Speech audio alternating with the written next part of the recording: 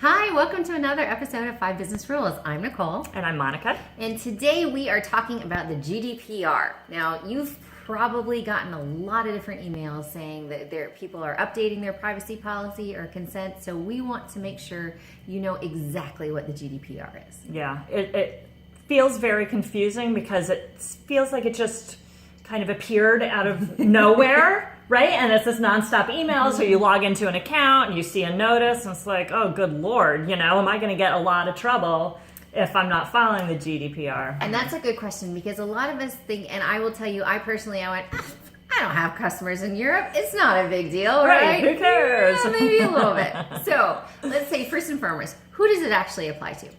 It is applying to, it says EU citizens, but really they mean EU residents. So two situations to be mindful of. If you have European citizens that are living in the US and are on your list, you're actually okay because they don't actually reside in the EU. Mm-hmm. On the flip side, maybe you have US citizens that are residing in the EU.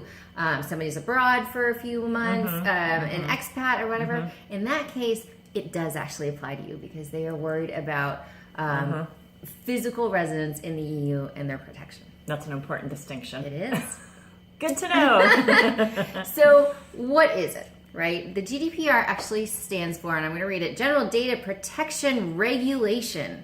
And really what it's about is trying to protect the privacy of EU citizens, specifically the data privacy. As you know, all of these things with the Facebook hacks and everything that come out, this was already in motion, but it's especially important and very relevant right now. Yeah, exactly. I mean, I think, I feel like the Cambridge Analytica debacle also helped kind of really push this on a faster timeline. It sure did. Mm-hmm. So it deals with personal information, but you might say, what is personal information? And the definition will surprise you. Because of course, name, email, address, social security number, anything that can identify you, but they're also including IP address, which means things that if you have marketing and you've got European citizens on your Google Analytics, guess what? It applies. All together now. It applies. So as a quick thing, you say, okay, so maybe this does apply to me. What do I really need to do? The way that it's going to apply to most people is your email marketing list. And what they want you to do is get consent for everything you use. That means if you're just sending out a newsletter, then just say marketing permissions and that's fine. If you think you're going to sell your list, if you're going to use your data to mind and get targeting and some of that, you need to tell people this is how you're dating. So you have to actually list all the different ways you might use somebody's data, and then they have to consent to both of them. So that's marketing emails, that's website cookies, like you said, Google Analytics. It might be things like if you have Facebook tracking and you have a pixel in, that's going to apply, as well as certainly e-commerce or any sales that you're doing. Yeah, absolutely. That's a lot. It is a lot. Yeah. But it doesn't have to be that scary, right? I will tell you, there are consequences.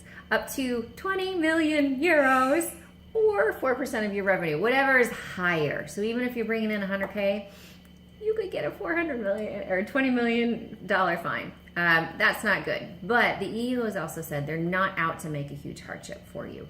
That especially if you have less than 250 employees, they really just want you to be transparent. Don't be sneaky. If anything crazy comes up, then they're going to try and work with you to make it better. But the real thing is just be transparency. So what you need to take away from this is go right now and update your privacy policy on your web and say how you use different pieces of information. Which is always a good policy anyway. Google likes it too, so good. It'll help your SEO as a bonus.